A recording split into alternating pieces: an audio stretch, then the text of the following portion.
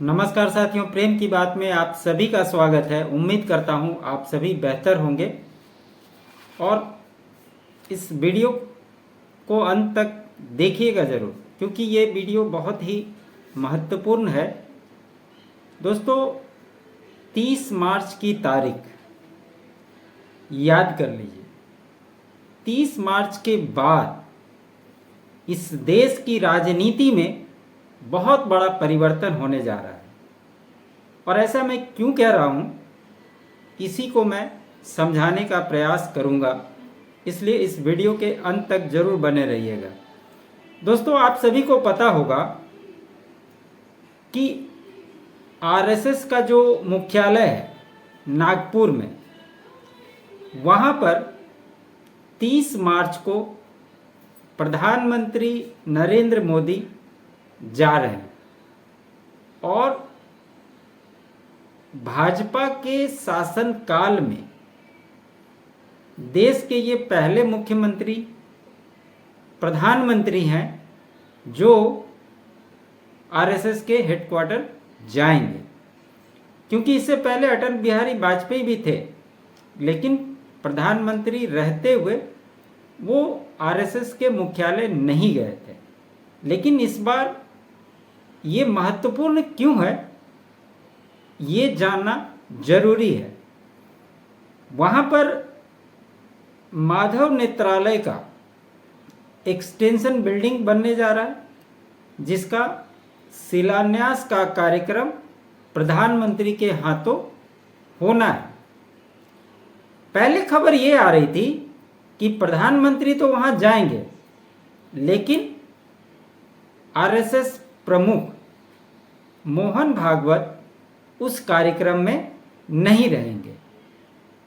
लेकिन इस बीच ये जानकारी आई कि मोहन भागवत जी का जो कार्यक्रम था, वो कार्यक्रम रद्द करके उन्हें 30 मार्च को नागपुर में रहने के लिए कहा गया और वो उस प्रोग्राम में उपस्थित होंगे। तो ये आप समझ लीजिए कि अपने आप में कितनी बड़ी बात होगी। क्योंकि पिछले कुछ समय से, या यूँ कहें कि पिछले कुछ सालों से जिस प्रकार से आरएसएस और भाजपा के बीच तल्खियाँ बढ़ी है, उसका उदाहरण 2024 का लोकसभा चुनाव था, जिसकी वजह से भाजपा 240 सीट पर आकर सिमट गई थी। और ये स्पष्ट रूप से देखने को मिल रहा था कि भाजपा और आरएसएस में संवाद की कमी है। और भाजपा की ओर से तो कोई आरएसएस के ऊपर बयान नहीं दे रहा था, लेकिन अगर आप सरसंचालक को देखें, मोहन भागवत जी को, तो उनका बयान बिना नाम लिए हुए कई बार आया है और ये सर्वविदित है, इसमें कहीं कुछ छुपा हुआ नहीं है। और ये घटना उस समय और जोर पकड़ ली जब 17 मई 2024 को एक इंग्लिश अखबार में इंटरव्यू के दौरान अभी के जो वर्तमान अध्यक्ष हैं जेपी नड्डा जी, उन्होंने एक बयान दिया था कि अब भाजपा इतनी ताकतवर हो गई है कि उनको आरएसएस की आवश्यकता नहीं है और भाजपा अपने दम पर चुनाव लड़ सकती है और सब कुछ कर सकती है। यहीं से ये मैसेज गया और उसके बाद बयानों का सिलसिला चालू हुआ। आरएसएस को ऐसा लगा कि जेपी नड्डा ने ये बयान दिया नहीं है, बल्कि उनको ये बयान दिलाया गया है। और यहीं से सारी प्रक्रिया चालू हुई और दोषारोपण चालू हुआ। और लोकसभा चुनाव जब हुआ था, तो जो आरएसएस भाजपा के लिए जमीनी स्तर पर काम करती आ रही है इतने वर्षों से, उन्होंने लोकसभा चुनाव के समय अपना हाथ पीछे खींच लिया और उसका रिजल्ट आप सभी के सामने है। भाजपा 240 सीटों पर आकर रुक गई और जो तीसरी बार भले ही प्रधानमंत्री नरेंद्र मोदी की सरकार बन गई, लेकिन जो सीटों में नुकसान हुआ उसका सबसे बड़ा कारण यही माना जा रहा था।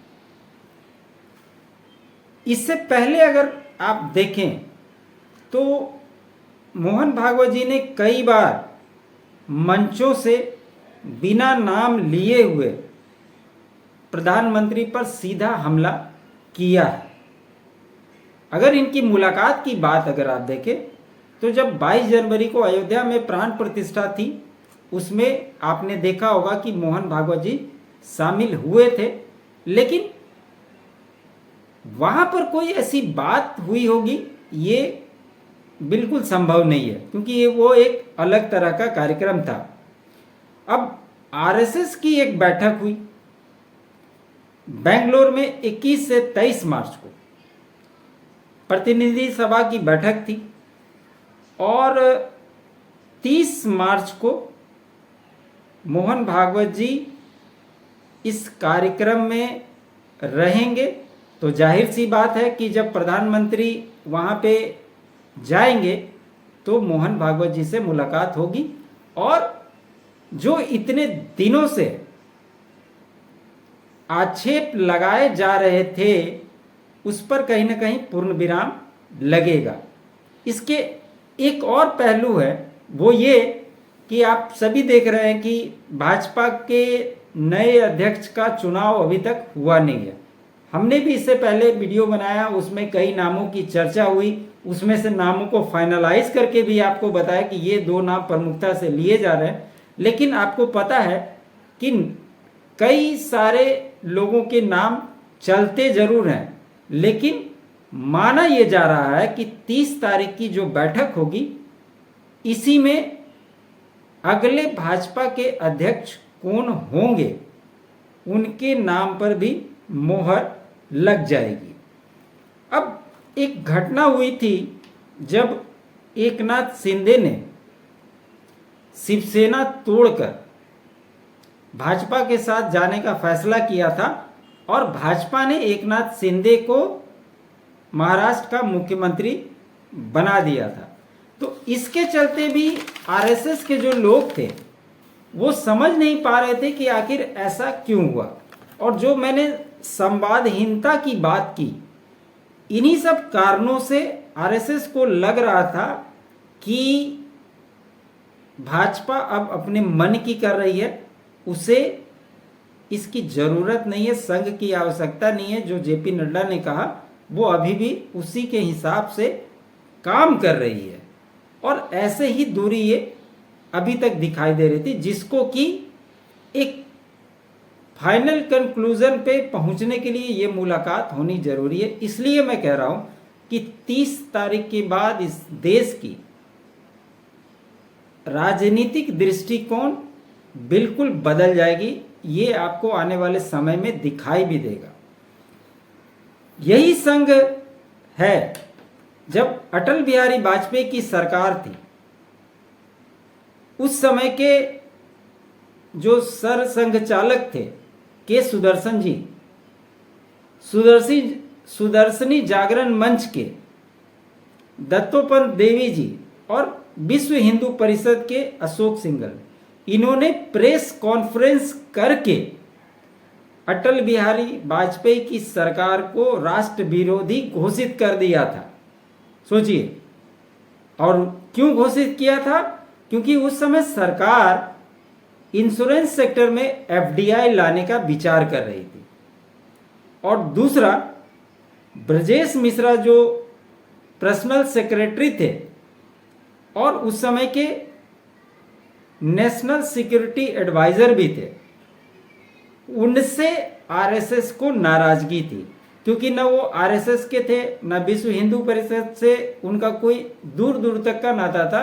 और कहा यह जाता था कि ब्रजेश मिश्रा तो विश्व हिंदू परिषद को पसंद ही नहीं करते थे, मतलब उनको कट्टर विरोधी माना जाता था, ऐसा कहा जाता था। संघ प्रमुख की ओर से ही बयान लगातार आते रहे हैं, और जो मैंने कहा कि बीजेपी के नए अध्यक्ष का चुनाव होना है, तो इस मुलाकात के बाद ये लगभग फाइनलाइज हो जाएगा। 18 अप्रैल को भाजपा कार्यकारिणी की बैठक है बेंगलुरु में, इसलिए 30 मार्च की नागपुर वाली बैठक को महत्वपूर्ण माना जा रहा है। सिर्फ अभी तक जो भी नामों की चर्चा हो रही है, जिस तरह की खबरें आती है, ये एक तरह से बहानेबाजी है। कहा जाता है कि हर राज्य का कार्यकारिणी, जिला अध्यक्ष, सारे जो भी हैं अध्यक्ष, इनका चुनाव हो जाएगा, उसके बाद ही, क्योंकि वो जब वोटिंग होगी तो उसमें हिस्सा लेते हैं, इसी वजह से चुनाव में देरी हो रही है। लेकिन महत्वपूर्ण बात यही थी कि जो अभी तक चला आ रहा था आरएसएस और भाजपा के बीच में, इसको दूर करने की पहल की ये डेट रखी गई और एक पंथ दो कार्य करने का निर्णय लिया गया है।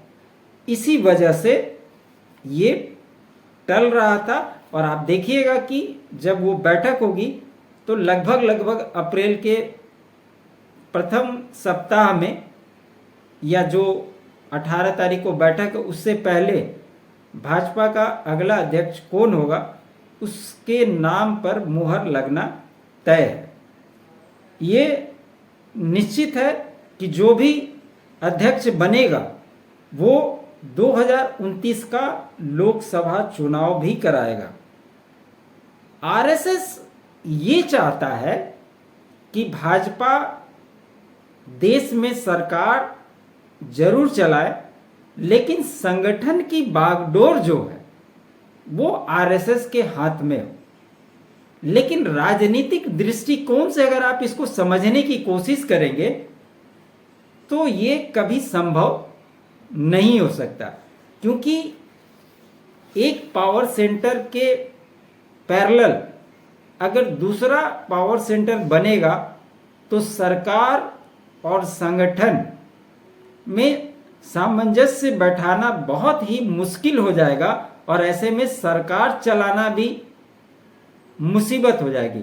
और जिस प्रकार से प्रधानमंत्री का कद बढ़ा है पिछले 11 वर्षों में, इस बात को आरएसएस को भी मानना ही पड़ेगा।